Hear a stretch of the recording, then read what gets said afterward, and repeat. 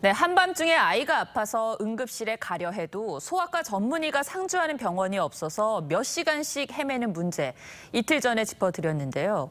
소아 응급실이 부족한 이유와 대책을 사회정책부 신경희 기자와 따져보겠습니다. 신 기자, 소아 응급실이 일반 성인들이 가는 응급실과는 많이 차이가 있습니까? 네, 소아응급실은 유아, 아동을 진료하는 소아과 전문의가 배치된 응급병동을 의미합니다. 소아응급 환자는 신체 징후나 증상 등이 성인과는 많이 다르고 필요한 의료 장비와 기구도 체중과 나이에 따라 달라지기 때문에 별도의 응급실로 분류해서 환자를 받고 있는 겁니다. 이런 소아응급실이 그렇게 많이 부족한 상황입니까?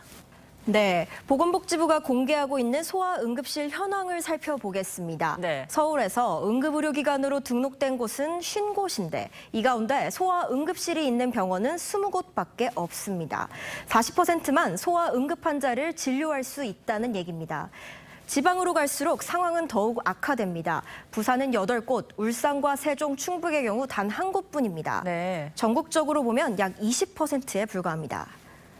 즉 10곳 중 8곳은 한밤중이나 공휴일에 소아 응급 환자가 찾아가도 진료를 받을 수 없는 겁니다. 이렇게 소아 응급실이 부족하게 된 가장 큰 원인은 어디에서 찾습니까? 네, 우선 갈수록 떨어지는 출산율에서 원인을 찾을 수 있습니다. 예. 올해 2분기 합계 출산율은 역대 최저치인 0.75명입니다. 아이들이 줄어드니 병원들은 수익이 줄고 소아과 투자를 꺼리는 악순환이 반복되는 겁니다. 수익 모델 자체가 되지 않기 때문에 성인 환자 진료하는 것처럼 인건비를 지원하거나 인력 시설 장비를 지원하는데 더 소극적이어서 이렇게 소아과가 외면받으면 의사들도 소아과 지원을 좀 기피하지 않겠습니까? 네, 실제로도 소아과 전공의 지원율은 매년 급격하게 줄어드는 추세로 올해는 27.5%까지 떨어졌습니다. 그렇다 보니 남은 의사들의 일이 더욱 몰리게 되면서 소아과 교수들이 매주 당직을 서는 수련병원도 전체의 20%에 달하고 있습니다. 이런 상황이 지속된다면 앞으로 5년 내에 소아과 지원자가 없을 것이라는 전망도 나오는 상황입니다. 5년이면 정말 얼마 안 남았는데 이렇게 손을 놓고 있으면 안 될 상황인 것 같습니다. 그런데 의료진들은 당장 올 겨울을 좀 걱정을 한다면서요?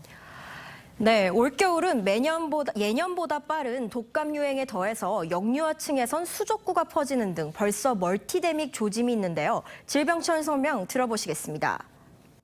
올겨울은 인플루엔자와 영유아 RS 바이러스 등 지난 2년간 유행하지 않았던 호흡기 감염병 바이러스가 코로나19와 함께 유행할 가능성이 있는 새로운 도전의 시기입니다.